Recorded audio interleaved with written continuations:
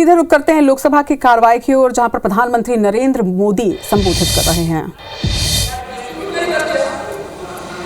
माननीय अध्यक्ष जी,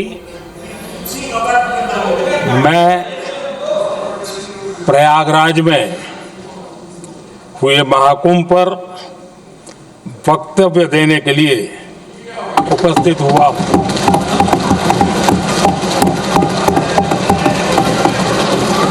आज मैं इस सदन के माध्यम से कोटि कोटि देशवासियों को नमन करता हूं, जिनकी वजह से महाकुंभ का सफल आयोजन हुआ। महाकुंभ की सफलता में अनेक लोगों का योगदान है। मैं सरकार के, समाज के सभी कर्मयोगियों का अभिनंदन करता हूं। मैं देश भर के श्रद्धालुओं को, यूपी की जनता, विशेष तौर पर प्रयागराज की जनता का धन्यवाद करता हूं। अध्यक्ष जी, हम सब जानते हैं गंगा जी को धरती पर लाने के लिए एक भगीरथ प्रयास लगा था। वैसा ही महाप्रयास इस महाकुंभ के भव्य आयोजन में भी हमने देखा है। मैंने लाल किले से सबका प्रयास के महत्व पर जोर दिया था। पूरे विश्व ने महाकुंभ के रूप में भारत के विराट स्वरूप के दर्शन किए। सबका प्रयास का यही साक्षात स्वरूप है। ये जनता जनार्दन के संकल्पों के लिए, जनता जनार्दन की श्रद्धा से प्रेरित महाकुंभ था। आदरणीय अध्यक्ष जी, महाकुंभ में हमने हमारी राष्ट्रीय चेतना के जागरण के विराट दर्शन किए हैं। ये जो राष्ट्रीय चेतना है, ये जो राष्ट्र को नए संकल्पों की तरफ ले जाती है, ये नए संकल्पों की सिद्धि के लिए प्रेरित करती है। महाकुंभ ने उन शंकाओं, आशंकाओं को भी उचित जवाब दिया है जो हमारे सामर्थ्य को लेकर कुछ लोगों के मन में रहती है। अध्यक्ष जी, पिछले वर्ष अयोध्या के राम मंदिर प्राण प्रतिष्ठा समारोह में हम सभी ने ये महसूस किया था कि कैसे देश अगले 1000 वर्षों के लिए तैयार हो रहा है। इसके ठीक 1 साल बाद महाकुंभ के इस आयोजन ने हम सभी के इस विचार को और दृढ़ किया है। देश की ये सामूहिक चेतना देश का सामर्थ्य बताती है। किसी भी राष्ट्र के जीवन में, मानव जीवन के इतिहास में भी अनेक ऐसे मोड़ आते हैं जो सदियों के लिए, आने वाली पीढ़ियों के लिए उदाहरण बन जाते हैं। हमारे देश के इतिहास में भी ऐसे पल आए हैं जिन्होंने देश को नई दिशा दी, देश को झकझोर कर जागृत कर दिया। जैसे भक्ति आंदोलन के कालखंड में हमने देखा कैसे देश के कोने कोने में आध्यात्मिक चेतना उभरी। स्वामी विवेकानंद जी ने शिकागो में एक सदी पहले जो भाषण दिया वो भारत की आध्यात्मिक चेतना का जयघोष था। उसने भारतीयों के आत्मसम्मान को जगा दिया था।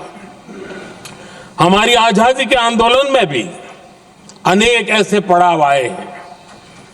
1857 का स्वतंत्र संग्राम हो, वीर भगत सिंह की शहादत का समय हो, नेताजी सुभाष बाबू का दिल्ली चलो का जयघोष हो, गांधी जी का दांडी मार्च हो, ऐसे ही पड़ावों से प्रेरणा पाकर भारत ने आजादी हासिल की। मैं प्रयागराज महाकुंभ को भी ऐसे ही एक अहम पड़ाव के रूप में देखता हूं, जिसमें जागरूक होते हुए देश का प्रतिबिंब नजर आता है।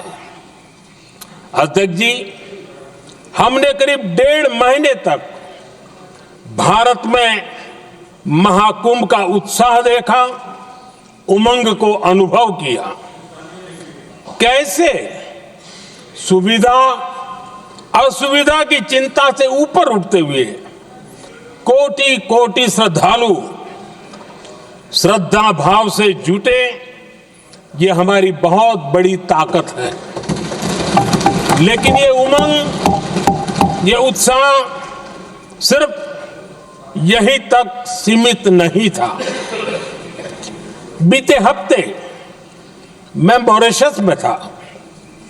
मैं त्रिवेणी से, प्रयागराज से महाकुंभ के समय का पावन जल लेकर गया था। जब उस पवित्र जल को मॉरिशस के गंगा तालाब में अर्पित किया गया तो वहां जो श्रद्धा का, आस्था का, उत्सव का माहौल था वो देखते ही बनता था। ये दिखाता है कि आज हमारी परंपरा, हमारी संस्कृति, हमारे संस्कारों को आत्मसात करने की, उन्हें सेलिब्रेट करने की भावना कितनी प्रबल हो रही है। अध्यक्ष जी, मैं ये भी देख रहा हूं कि पीढ़ी दर पीढ़ी हमारे संस्कारों के आगे बढ़ने का जो क्रम है वो भी कितनी सहजता से आगे बढ़ रहा है। आप देखिए, जो हमारी मॉडर्न युवा पीढ़ी है ये कितने श्रद्धा भाव से महाकुंभ से जुड़े रहे, दूसरे उत्सवों से जुड़े रहे हैं। आज भारत का युवा अपनी परंपरा, अपनी आस्था, अपनी श्रद्धा को गर्व के साथ अपना रहा है। अध्यक्ष जी, जब एक समाज की भावनाओं में अपनी विरासत पर गर्व का भाव बढ़ता है तो हम ऐसी ही भव्य प्रेरक तस्वीरें देखते हैं जो हमने महाकुंभ के दौरान देखी। इससे आपसी भाईचारा बढ़ता है और ये आत्मविश्वास बढ़ता है कि एक देश के रूप में हम बड़े लक्ष्यों को प्राप्त कर सकते हैं।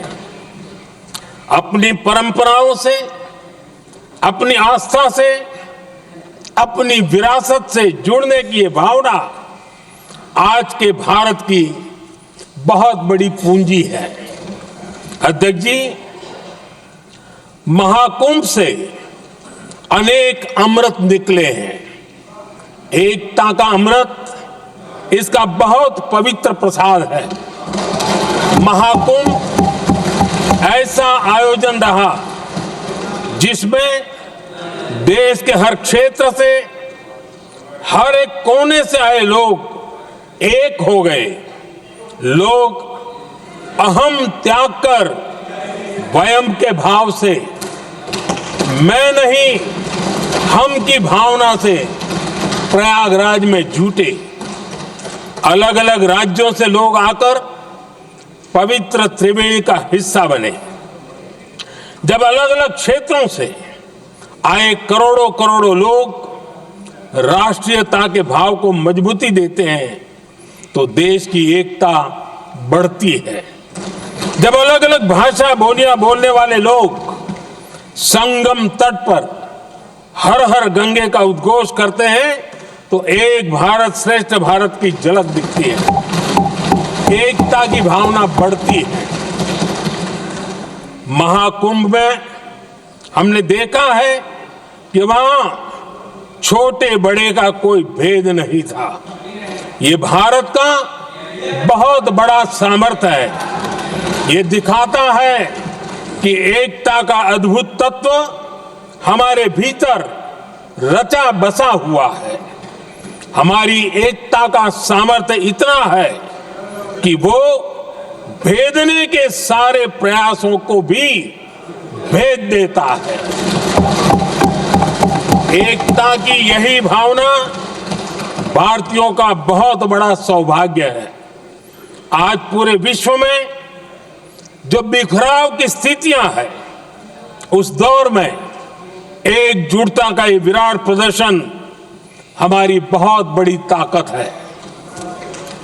अनेकता में एकता भारत की विशेषता है, ये हम हमेशा कहते आए हैं, यह हमने हमेशा महसूस किया है और इसी के विराट रूप का अनुभव हमने प्रयागराज महाकुंभ में किया है। हमारा दायित्व है कि अनेकता में एकता की इसी विशेषता को हम निरंतर समृद्ध करते रहें।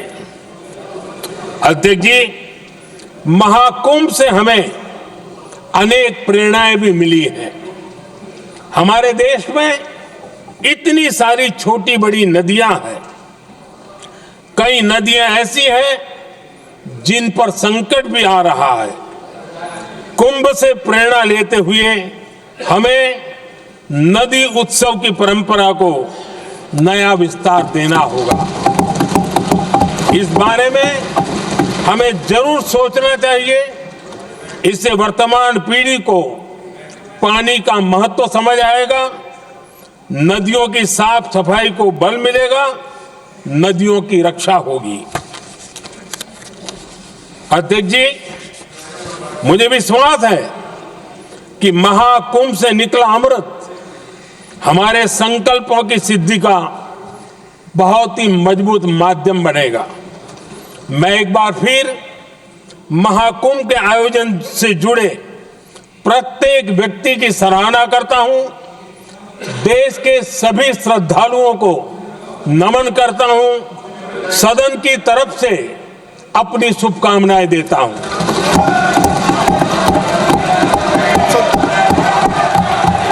नियम 372 एक मिनट, नियम 372 के तहत आप विद्वान माननीय सदस्य विषय उठा रहे थे ना, इसलिए मैं बोल रहा हूं, आप नियम पढ़ लिया करें। हर विषय सदन नियमों से चलता है। 372 के अंदर ये नियम है कि माननीय मंत्री जी या प्रधानमंत्री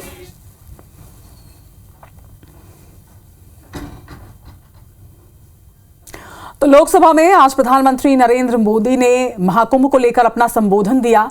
उन्होंने महाकुंभ के लिए सभी का आभार भी जताया। संसद में प्रधानमंत्री नरेंद्र मोदी का संबोधन इस वक्त आप सुन रहे थे। बड़ी बातें क्या रही उनके संबोधन की, आपको बता दें। महाकुंभ के सफल आयोजन के लिए उन्होंने न सिर्फ उत्तर प्रदेश के लोगों का बल्कि पूरे देश के लोगों का आभार जताया। महाकुंभ के भारत के विराट स्वरूप के दर्शन की बात उन्होंने कही। साथ ही ये भी उन्होंने कहा कि पूरी दुनिया ने देखा कि महाकुंभ के रूप में भारत कितना विशाल व्यापक है। महाकुंभ का सफल आयोजन हुआ और इसके साथ ही आने वाले वर्षों में किस तरह से हम नदी के संरक्षण और संवर्धन की दिशा में कार्य कर सकते हैं, इसके लिए भी उन्होंने अपनी बात रखी। यूपी सरकार और सभी कर्मयोगियों का उन्होंने अभिनंदन किया इस संबोधन के माध्यम से। महाकुंभ के सफल आयोजन के लिए सभी का, यानी न सिर्फ उत्तर प्रदेश सरकार का बल्कि इसके साथ ही देशवासियों का, कर्मयोगियों का और पूरे विश्व के लोगों का उन्होंने आभार व्यक्त किया है।